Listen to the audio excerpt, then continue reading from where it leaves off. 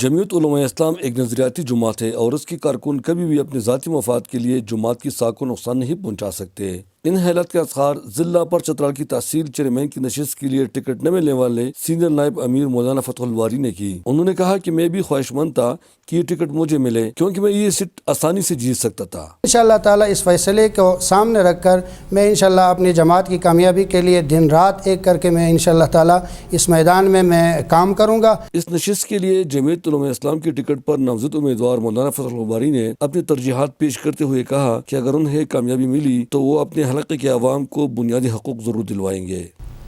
تو ہماری اولین ترجیح ہم جیتنے کی صورت میں سب سے پہلے روڈز کا ہم انشاءاللہ ان کو ٹھیک کرائیں گے اور صحت کے حوالے سے ہم کام کریں گے۔ سابق رکن ڈسٹرکٹ کونسل عطا الرحمان اور سابق ناظم یونین کونسل تریج عزیز الرحمان نے بھی فتح الرحمان کی اس اقدام کو نہایت سراہا۔ میں اور میرے سوا جتنے بھی جمعیت علماء اسلام کی اراکین ہیں سب تہہ دل سے ان کے شکر گزار ہیں۔ انشاءاللہ ہم اپنا تن من سب اس مولانا فتح الرحمان کو تحصیل چیئرمین بنانے کے لیے صرف کریں گے انشاءاللہ۔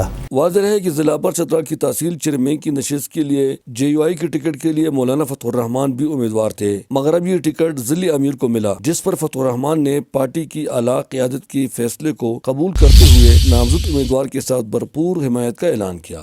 گل احمد فاروقی، چترال۔